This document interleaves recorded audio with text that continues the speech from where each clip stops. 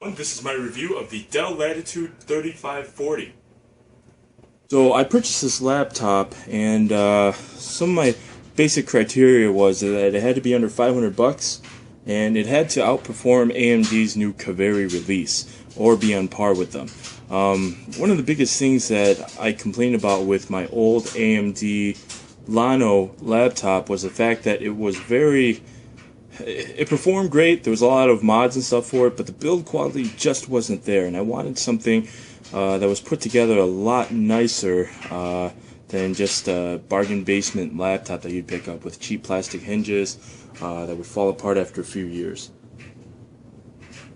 I really wanted to use this thing for school, for travel, and also as a mid-range gaming laptop, mid to low-range gaming laptop that I could basically play games with while I'm on the go, while I'm in school, while I'm going out, traveling for work, at the hotel, etc., etc. I wanted something that I could play my games with on the go. I didn't necessarily need to max them, but I wanted something that I could get, that I could play my games with.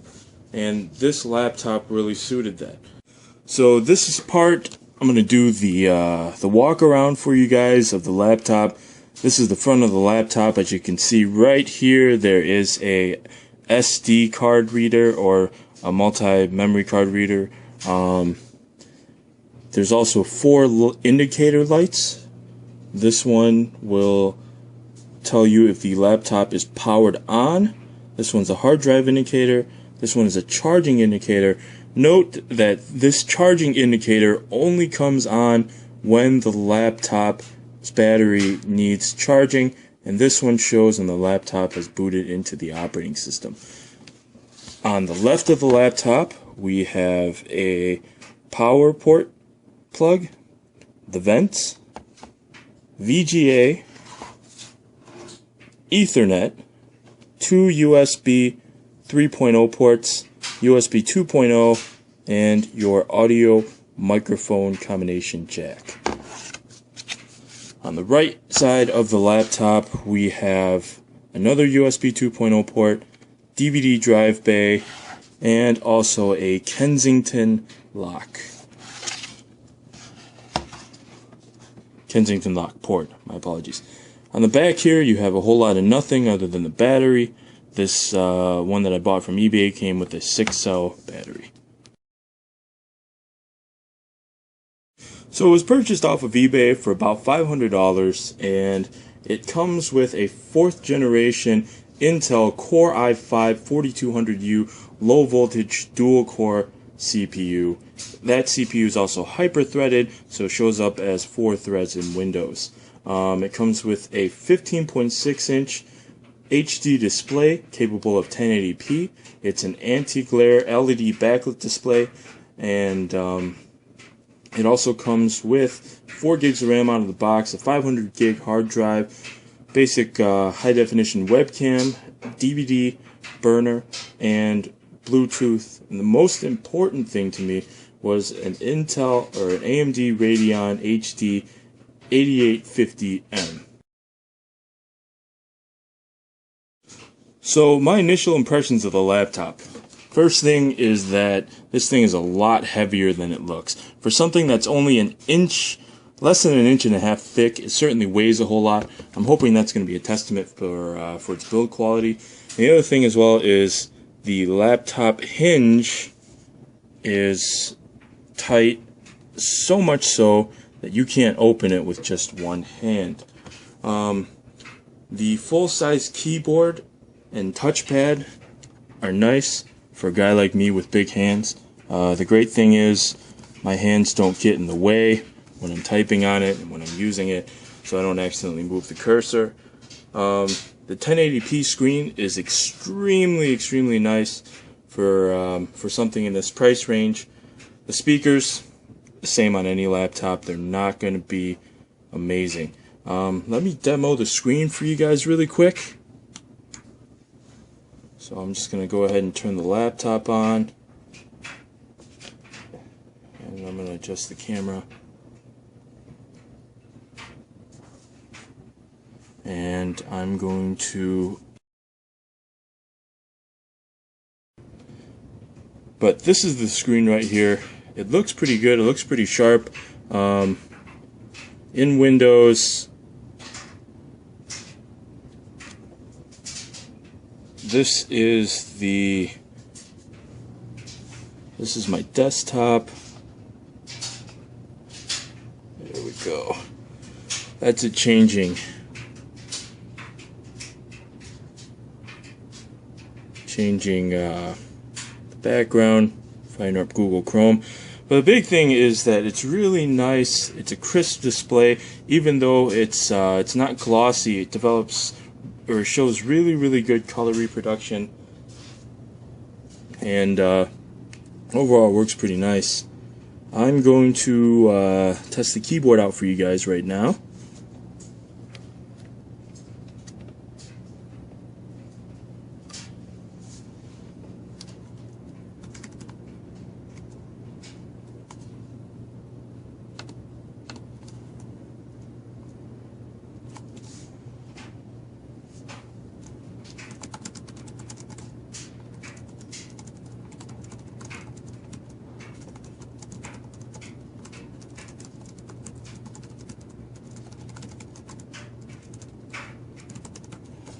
And as you can see, I got pretty big hands, and I'm still able to type on this keyboard comfortably without nudging the cursor too much or at all.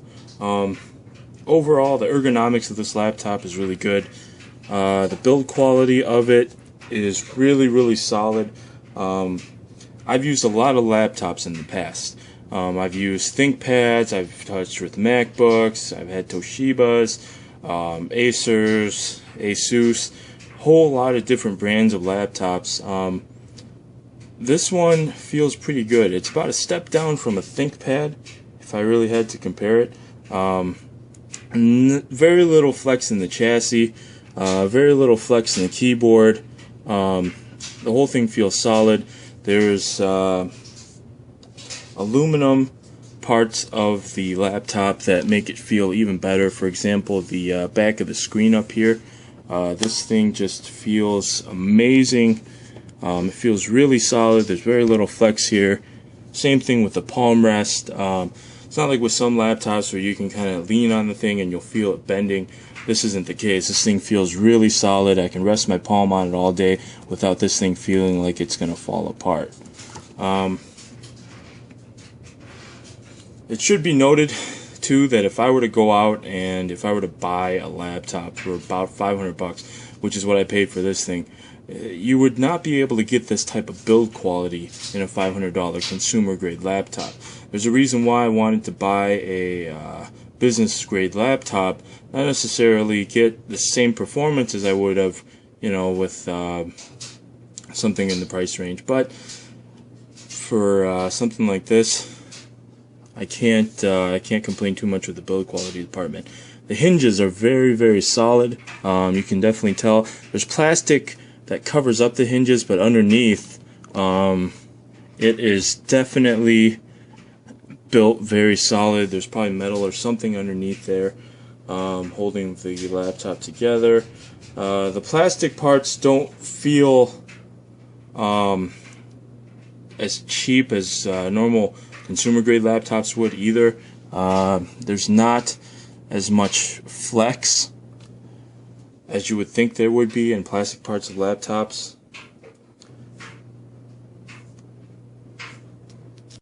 Now, out of the box, this laptop actually didn't come with a whole lot of bloatware when it shipped with me. In fact, it came with next to nothing. It had Dell Power Manager on there, and I think that's really just about it. Oh, and a Dell backup utility.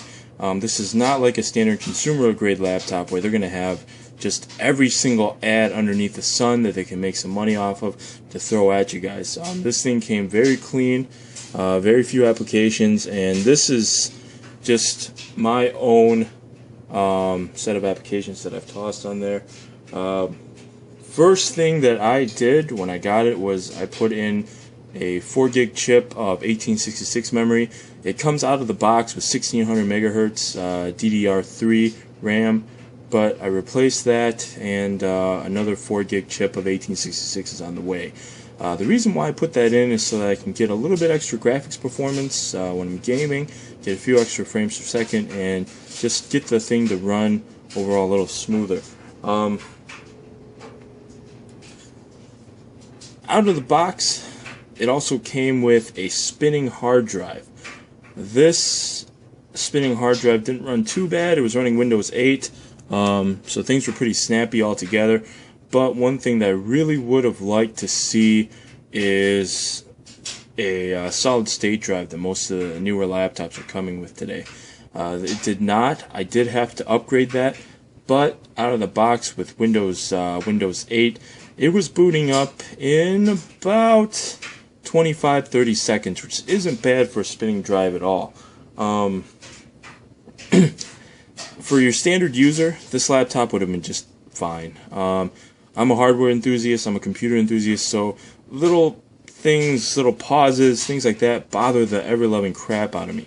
So I just had to go ahead and make the mods that I did in order to get the thing running even faster. The Haswell CPU definitely adds a lot of performance and battery life to this new generation of computers. It allows me to multitask really well and gives me decent battery life. Out of the box, I was getting about 5 to 6 hours of battery life overall.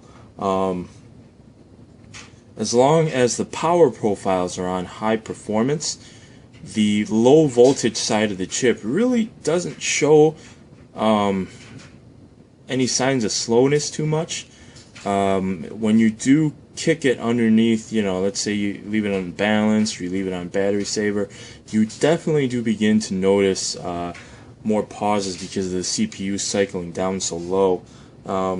Gaming performance wise, I'm going to go ahead and do some more videos, but overall this thing gave me about 100 frames per second on Dota, and here were the settings right here. As you can see, I'm definitely not going to be able to max Dota, but you can see that this laptop will allow you to run the games at a playable frame rate. With Team Fortress 2, I was getting about 80 to 100 frames per second. Under these settings, as you can see in the screenshot again, not maxing everything, but also I'm not turning all the graphics down here.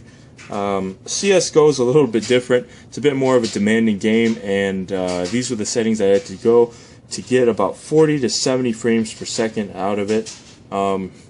Again, it was all playable. No lags, no pauses, no issues. Some things I would have liked to see out of the laptop. When I was shipped this laptop, Dell shipped it with just a basic charger. Dell also decided to leave out any type of charging light indicator on this other than when the battery's on. I would have liked to see some type of light to show that the battery, or just so that the laptop was plugged in. There's no such thing on this laptop. It only shows if the laptop itself is charging. Other thing I would have liked to see on this is an mSATA port.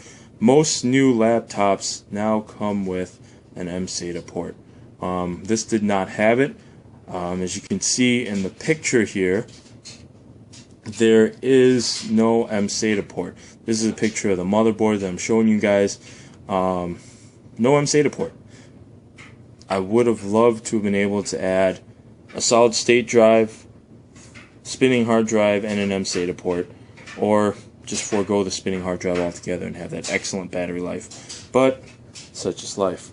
The CPU, I'm going to go back to that picture of the motherboard again, and you guys will see that the CPU is actually built into the motherboard.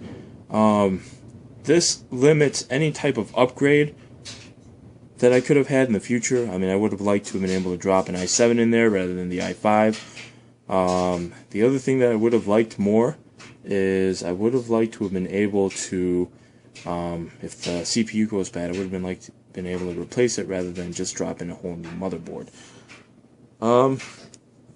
Another option that I would have liked to see available on this is a second 8850M. A lot of these Alienware laptops, you'll have the option of putting in a second 8850M or second graphics card in the DVD drive bay. This will enable crossfire on the laptop and give you overall better gaming performance if you ever need it in the future. This laptop doesn't seem to have it available. I'm hoping someone somewhere out there is going to be able to make a modification, but one can only hope. 9-cell battery. That's another thing that I would have liked to see out of this. Out of the box, this thing comes with a 6-cell battery. Kind of sticks up on the back, as you guys can see. But overall, you already get decent battery life out of it. I was getting about 5 to 6 average battery life out of it. 5 to 6 hours average battery life out of it. Would have been nicer to have been able to take it a little bit farther and get a 9-cell battery. I would have been absolutely okay with the laptop sticking up in the back.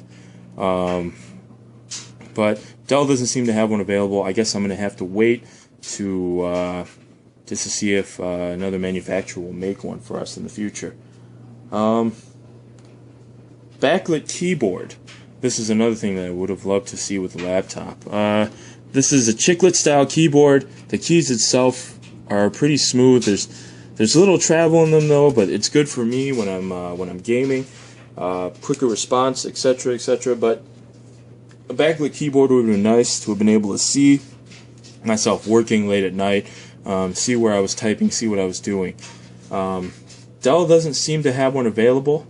There have been cases in the past where folks have been able to take backlit keyboards off of other laptops and replace it.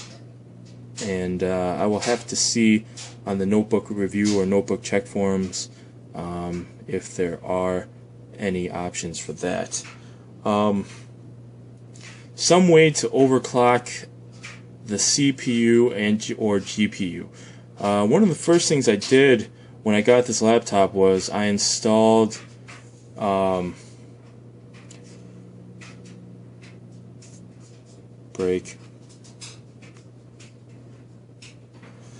One of the other things that I would have liked to see was some way to overclock the CPU or GPU.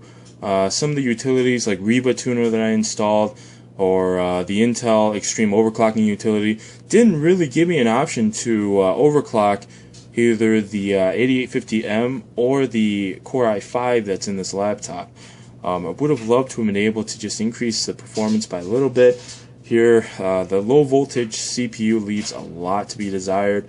In some of the gaming aspect of things, you can't really, if you were to take the same GPU and you were to drop it in a standard laptop i5 or drop it in a standard Haswell i7, not the low voltage ones, the performance that you get out of this it's like an extra 5 to 10 frames per second that you would get versus what I'm getting today with the low voltage chip. Needless to say though, there are trade-offs with both ends, but low voltage chip doesn't necessarily kill the performance of it, and you don't really notice it except for when you're gaming, which is one of the main reasons why I bought this laptop. One of the things that I got used to, I went through 2 generations of ASUS laptops. I have an ASUS ZenBook UX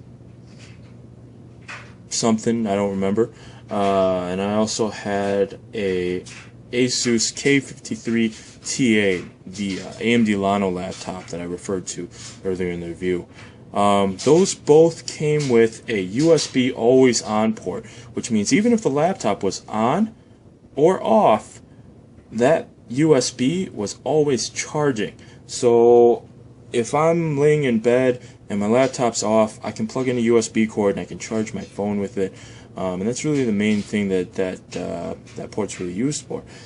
This laptop doesn't have it, so I'm forced to just use a wall charger for this thing, or put it to sleep at night. Planned upgrades for the laptop. I plan on completely upgrading this laptop up to 8 gigs of DDR3 1866 RAM. The higher spec RAM will allow me to get better memory throughput through the graphics card and hopefully run my games a little bit faster and make up a little bit for that low voltage Core i5. DVD drive bay hard drive adapter, I've actually already done that. This DVD drive doesn't work because I've already replaced it, and as you can see,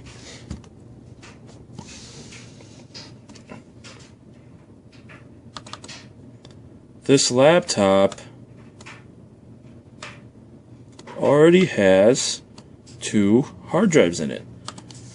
The one thing I will say is I went ahead and I did this. I have a solid state drive in there, 128 gig solid state drive, and I did this with the main 500 gig Caviar Blue that came with the laptop. You do notice a huge drop in battery life once you go ahead and have the 2 drives installed in this laptop. I had no need for the DVD drive bay, but it was pretty nice to have the added storage. I do plan on getting another Dell power adapter for this thing. I would like the one with the glowing blue tip. I haven't tested as to whether or not it works or not, so I'm going to have to go ahead and take it in the store. Just make sure this laptop is able to plug into it. One of the very last things I do plan to do, and this is actually already done, I planned on reapplying the thermal paste to the motherboard of the laptop. A lot of times what you'll find is when you've purchased a refurbished laptop, the thermal paste that's thrown on there is very, very thick. They've thrown too much on there, and this laptop will overheat very easily. This was actually the case with this laptop when I first bought it. I had to have Dell service out here, and the technician had to replace some parts on the computer, one of them being the motherboard. So before he threw the motherboard back in, I had him clean up the thermal paste, and I threw my own tube of MX5 in there. This MX5 made a whole world of difference. Prior to this, this laptop was almost always hitting the thermal envelope when I was gaming. When I wasn't gaming, everything was running fine, but when I was gaming, it was definitely slowing things down. You could see it, you could feel it clocking down after a certain point. After cleaning it up, I never hit that thermal envelope anymore. It runs wonderfully, and it doesn't get too hot. You don't hear the fan kicking up as loud as it used to. In conclusion, this is a great laptop for budget gaming. Don't go out expecting this thing to be able to max Crysis and turn up, all of your graphics options in games. But if you expect low to medium settings in most of your games, you should be able to play them just fine. This thing has excellent build quality for what you end up paying for it, and overall, I could not have asked for more for $500. Thanks for your time, everyone, and thanks for watching. And for no reason at all, after my laptop review, this is a video of my cat sleeping. Maku! He's ignoring me.